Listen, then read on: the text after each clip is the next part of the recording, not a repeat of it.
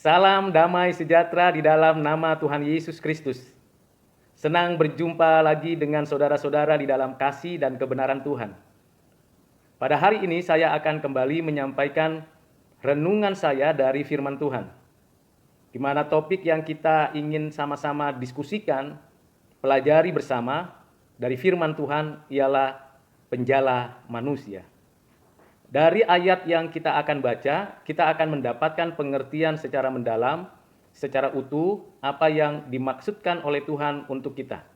Mari terlebih dahulu kita berdoa memohon bijaksana dari Bapa di dalam nama Tuhan Yesus dengan kuasa Roh Kudus-Nya. Mari kita berdoa. Bapa di surga, di dalam nama Tuhan Yesus Kristus, pada hari ini kami mau kembali merenungkan firman Tuhan. Kiranya Roh Kudus memberikan kepada kami bijaksana, pengertian, pemahaman akan firman-Mu, dan kiranya Roh Tuhan memberikan kepada kami kekuatan, kuasa, agar kami menjadi pelaku firman. Ya Bapa, kasihanilah kami. Kami sungguh memerlukan firman-Mu untuk menjadi pelita bagi kaki kami dan terang bagi jalan kami, agar hidup kami sungguh-sungguh melaksanakan kehendak-Mu. Kami menyampaikan doa kami ini di dalam nama Tuhan kami, Tuhan Yesus Kristus. Amin. Saudara yang kekasih di dalam Kristus, ayat-ayat yang kita baca diambil dari Injil Matius pasal 4 ayat 18 sampai dengan 22. Demikianlah firman Tuhan. Dan ketika Yesus sedang berjalan menyusur danau Galilea, ia melihat dua orang bersaudara, yaitu Simon yang disebut Petrus dan Andreas saudaranya. Mereka sedang menebarkan jala di danau, sebab mereka penjala ikan. Yesus berkata kepada mereka, "Mari, ikutlah aku, dan kamu akan kujadikan penjala manusia." Lalu mereka pun segera meninggalkan jalannya dan mengikuti dia. Dan setelah Yesus pergi dari sana, dilihatnyalah pula dua orang bersaudara, yaitu Yakobus, anak Zebedius, dan Yohanes saudaranya, bersama ayah mereka, Zebedius, sedang membereskan jala di dalam perahu. Yesus memanggil mereka, dan mereka segera meninggalkan perahu serta ayahnya, lalu mengikut dia. Saudara yang kekasih di dalam Kristus, kita bersyukur kepada Tuhan, karena Tuhan yang kita sembah adalah Tuhan yang tidak pernah meninggalkan karya ciptaannya, yang memimpin sejarah ini, dan yang memanggil banyak orang kembali kepadanya, yaitu umat pilihannya. Anaknya yang tunggal Tuhan Yesus Kristus sudah inkarnasi, menyatakan kerajaannya, dan menyatakan karyanya di atas bumi ini. Bukan saja ia mengajarkan, bertobatlah sebab kerajaan Allah sudah dekat, tetapi juga dia menyerahkan nyawanya, menebus dosa kita, menyatakan pengampunan, dan memberikan kepada kita kelepasan, sehingga kita tidak lagi berada dalam penghukuman karena dosa kita. Kita sudah dibaharui, kita menjadi anak-anak Tuhan, kita milik kepunyaan Allah kita. Kita memanggil Allah kita dengan panggilan Bapa di surga. Saudara yang kekasih dalam Kristus, mari kita merenungkan bagian dari ayat-ayat yang sudah kita baca tadi. Mari kita pelajari satu bagian demi satu bagian untuk menjadi dasar dan arah hidup kita, agar kita sungguh-sungguh menjadi pelaku firman. Sebelumnya Tuhan mengatakan di ayat 17, "Bertobatlah, sebab kerajaan surga sudah dekat." Tuhan memproklamasikan kepada banyak orang, kepada seluruh dunia, di sepanjang abad, sampai nanti dia datang kembali. Bertobatlah, sebab kerajaan surga sudah dekat. Tuhan menyatakan kehendaknya dan membawa kembali orang kepadanya dengan kasihnya, dengan kuasanya, di dalam kebenarannya, sehingga kita yang berdosa kembali diperdamaikan dengan Tuhan Allah, dan kita mendapatkan diri kita diperkenan olehnya. Saudara yang kekasih di dalam Kristus, dari pasal 4 ayat 18 sampai 22, tema yang paling penting yang dijelaskan di sana oleh Tuhan adalah penjala manusia. Tuhan memanggil orang-orang yang sedang bekerja. Tuhan memanggil Petrus, Andreas, Yohanes, Yakobus yang sedang bekerja, bukan yang menganggur atau tidak ada pekerjaan. Justru sebaliknya, Tuhan melihat, memperhatikan dengan kekuatan dan kuasanya, mereka yang sedang bekerja itu dipanggil secara pribadi untuk mengikut Tuhan. Ini hal yang sangat penting untuk kita mengerti, bahwa Tuhan memperhatikan setiap gerak-gerik kita. Dan Tuhan memanggil sesuai dengan namanya. Dan Dia memanggil kita ketika kita betul-betul aktif, betul-betul sungguh-sungguh mengerjakan apa yang sedang kita kerjakan untuk mengikut Dia. Yang kedua yang kita pelajari dari ayat-ayat tersebut adalah Tuhan sendiri yang berjalan menyusur Danau Galilea. Mengapa Tuhan memanggil orang-orang di pinggiran Danau Galilea? Memanggil para nelayan untuk mengikut Dia. Bukankah secara logik dan secara mudah kalau Tuhan memanggil orang-orang yang mengikut Dia di Yerusalem, kota di mana ada banyak ahli Taurat, orang Farisi, orang Saduki, mereka yang bergumul dengan firman Tuhan, mereka yang selalu memiliki satu kesempatan untuk belajar dari firman Tuhan, mereka yang menerapkan firman Tuhan. Mengapa Tuhan justru tidak memanggil mereka untuk pertama sekali menjadi murid-Nya, menjadi penjala manusia? Tentulah ada pertimbangan yang Tuhan nyatakan di sana. Tuhan memanggil orang-orang yang biasa, yang bekerja sehari-hari untuk kebutuhan hidup, yang tidak tampil di dalam dunia, yang tidak menunjukkan jati dirinya sebagai orang yang hebat, yang terpandang, atau yang mengalami suatu posisi yang tertinggi di dalam masyarakat. Tidak demikian. Justru Tuhan memanggil orang-orang yang ada di pinggiran. Galilea itu ada di sebelah utara, wilayah Israel utara, bukan di selatan. Tuhan dibesarkan di Nazaret, di daerah utara. Tuhan ada di sana, hidup di sana, berkarya di sana, dan memanggil murid-muridnya yang pertama di sekitaran Danau Galilea. Danau yang indah, yang penuh banyak ikannya yang begitu enak, begitu beragam jenisnya, dan ada di sekitar orang-orang yang bekerja sebagai nelayan.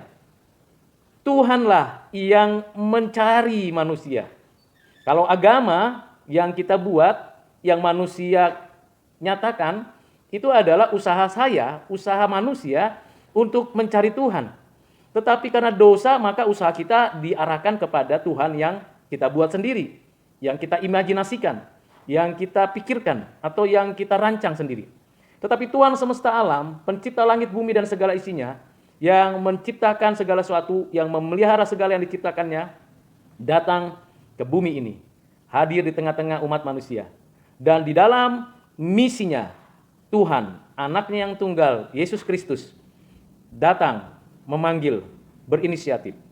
Pada saat Andreas, Petrus, Yohanes, Yakobus bekerja sebagai nelayan, melakukan aktivitasnya, mereka tidak pernah tahu bahwa mereka akan dipanggil oleh Tuhan untuk menjadi penjala manusia. Tuhan yang memiliki rencana, Tuhan yang memiliki ketentuan waktunya, dan Tuhan yang menetapkan momen yang tepat kapan seseorang itu dipanggil oleh Tuhan untuk datang kepadanya. Ini adalah sebuah otoritas yang hanya ada pada Tuhan. Kita manusia mungkin sibuk dengan segala usaha kita mencukupkan kebutuhan hidup kita. Mungkin kita manusia berusaha untuk dapat menerapkan apa yang baik, apa yang benar. Tetapi kita tahu bahwa apapun yang kita lakukan untuk kebutuhan kita itu berdasarkan anugerah Tuhan, kebaikan Tuhan, kemurahan Tuhan.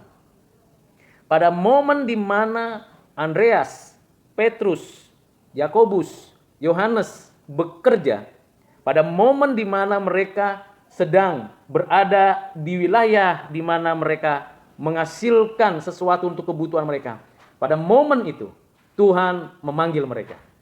Tuhan menjumpai mereka. Tuhan menyampaikan maksud dari panggilan itu.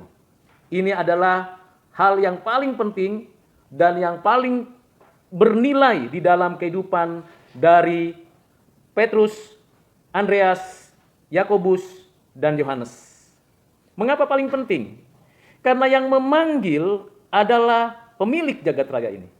Yang memanggil adalah pribadi yang punya otoritas atas hidup manusia. Yang memanggil memiliki misi yang betul-betul nyata, jelas, yaitu menjadikan murid-muridnya penjala manusia. Mereka sudah biasa menjala ikan. Tentunya ketika menjala ikan ada waktunya kapan dilakukan, ada peralatan dan perlengkapan yang dibutuhkan, ada tempat yang harus dikunjungi di danau itu supaya ikan yang dijala dapat dibawa ke pantai dan kemudian dimanfaatkan ikan itu untuk dimakan atau dijual untuk kebutuhan mereka sehari-hari. Seorang nelayan tentu sudah punya kebiasaan yang baik untuk kebutuhannya, mempersiapkan segala sesuatu untuk menjala ikan, baik jalannya itu sendiri maupun juga situasi dan kondisi yang ada di Danau Galilea. Tuhan sungguh-sungguh menyadari dan mengetahui hal tersebut. Tuhan tahu momen-momen tersebut. Dan penjala ikan ini pun juga tahu. Namun pada saat pertemuan itu, Tuhan memanggil, Tuhan mengutus, Tuhan mengendaki manusia itu kembali kepadanya dan menjadikan mereka penjala manusia. Maka kebiasaan-kebiasaan yang lama, perabotan atau strategi atau persiapan yang sudah biasa mereka kerjakan, sekarang diarahkan untuk menjala manusia. Tuhan tidak meniadakan konstruksi berpikir yang baik, yang benar sebagai penjala ikan. Tuhan justru memanfaatkan dan menggunakan seluruh potensi yang ada pada murid-muridnya untuk menjala manusia. Tuhan tidak menyingkirkan kebiasaan yang baik dan pemikiran yang benar ketika seseorang itu sedang menjala ikan. Tuhan juga tidak menyingkirkan relasi antara keluarga, orang tua dan anak, tetapi juga Tuhan tidak membiarkan mereka ada di sana terus-menerus. Tuhan memberikan visi yang baru kepada Petrus, Andreas, Yakobus, dan Yohanes. Kita bersyukur kepada Tuhan, karena Tuhan adalah Tuhan yang berdaulat. Ketika Tuhan memanggil mereka, mereka menerima panggilan tersebut. Mereka berkata, "Di sini aku Tuhan, aku mau ikut Engkau." Dan apa yang terjadi respon daripada 4 nelayan ini? Mengikut Tuhan. Apa tujuannya mengikut Tuhan? Tujuannya mengikut Tuhan jelas menjadi penjala manusia. Setiap orang yang dipanggil Tuhan untuk mengikut Dia dijadikan penjala manusia. Jadi tidak pasif, tidak berdiam diri, tidak menerima keselamatan saja sebagaimana yang diinginkan oleh manusia berdosa supaya menikmati pengampunan, tetapi yang lebih dari itu, memberikan satu tugas yang mulia, tugas yang dikerjakan Tuhan di dalam dan melalui kita untuk kita menjadi penjala manusia. Berarti kalau kita menjadi penjala manusia, sasarannya jelas adalah manusia. Kita terlebih dahulu menyadari kemanusiaan kita, kemanusiaan orang lain, memanusiakan manusia. Lalu kemudian kita mempersiapkan jalannya dengan begitu baik. Dengan apa jala itu dibuat? Dan bagaimana kita mengerti jala yang dipakai untuk menjala manusia? Berita Injil Yesus Kristus. Itulah yang kita tebarkan, itulah yang kita sampaikan, itulah yang kita bawa kepada manusia yang lain. Kita menyampaikan berita Injil, kabar yang baik bahwa Tuhan sudah inkarnasi, mati di atas kayu salib, bangkit dari kubur, naik ke surga, duduk di sebelah kanan Allah Bapa, dan datang kembali untuk menghakimi dan menghukum orang yang berdosa dan memberikan pemulihan, kesempurnaan hidup yang kekal. Tuhan Yesus Kristus satu-satunya juru selamat, satu-satunya penebus yang diutus oleh Bapa untuk menebus kita manusia, dan kita dijadikannya penjala manusia. Kita adalah hasil dari penjalaan Tuhan. Tuhan sudah menjala kita. Tuhan sudah membawa kita, menarik kita dari danau kehidupan yang gelap, dari tempat yang liar ini, dari peradaban yang tidak berkenan di hati Tuhan. Tuhan menjala kita, Tuhan menarik kita, memasukkan kita ke dalam jalannya, dan membawa kita kepadanya. Lalu kita diberikan kebebasan dan dijadikan juga penjala untuk orang lain. Dan orang yang dijala itu untuk dibawa kembali kepada Tuhan. Karena pemilik kita adalah Tuhan itu sendiri. Dan orang lain yang kita akan jala itu adalah milik Tuhan. Karena itu di sini jelas sekali bahwa apa yang dikatakan Tuhan Yesus, kamu akan kujadikan penjala manusia. Kujadikan penjala manusia. Jadi ada proses pembentukan dari Tuhan untuk kita dipersiapkan menjadi penjala manusia. Kita membawa berita kabar baik, berita keselamatan, bahwa orang berdosa akan dihukum dan hanya mungkin mengalami keselamatan penebusan melalui karya penebusan Kristus. Berdasarkan ketetapan Bapa di dalam kekekalan dan berdasarkan kasih karunia-Nya yang dikerjakan oleh Roh Kudus di dalam hati setiap orang. Jadi Tuhan sudah menyediakan jalannya. Tuhan sudah menyediakan orang-orang yang akan dijala. Kita yang diutus untuk menjadi penjala manusia. Kita adalah hambanya, kita adalah orang-orang yang diberikan privilege, kehormatan ketika Tuhan memanggil, mengutus kita, menjadikan kita penjala manusia. Saudara yang kekasih di dalam Kristus, suatu hal yang paling penting dan berharga dan bernilai adalah Tuhan pencipta, langit, bumi, dan segala isinya, memanggil kita, mengutus kita menjadi duta besarnya di dalam kerajaan yang kekal untuk kembali membawa orang kepada Tuhan. Mengapa Tuhan tidak memanggil ahli-ahli Taurat dan orang-orang yang bekerja di kota Yerusalem? Karena Tuhan mengendaki orang-orang yang sungguh-sungguh, yang takut akan Tuhan, yang bekerja, yang tidak hanya sekedar mengetahui kebenaran, yang tidak hanya sekedar memperdebatkan firman Tuhan, dan yang tidak hanya sekedar belajar berbagai tafsiran dari Alkitab, namun Tuhan mengendaki nantinya murid-muridnya, penjala manusia ini adalah orang-orang yang mengerti kebenaran, memahami maksud Tuhan, dan menjadi pelaku firman, dan mengerjakannya sesuai dengan rancangan dan kehendak Tuhan. Inilah yang penting dan perlu kita renungkan. Tentulah hal ini perlu kita pikirkan dan kita harus lakukan dengan sungguh-sungguh. Mereka segera meninggalkan perahu serta ayahnya lalu mengikut dia.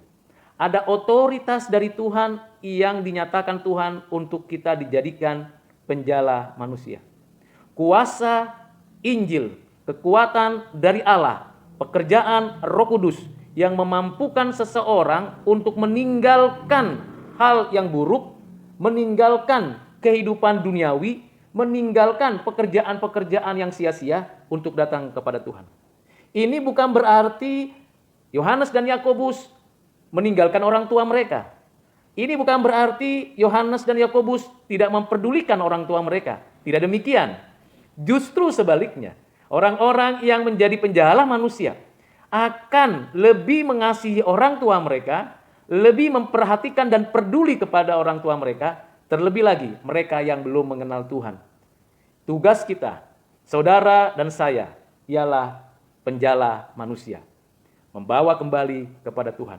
Memanusiakan manusia di dalam terang Tuhan.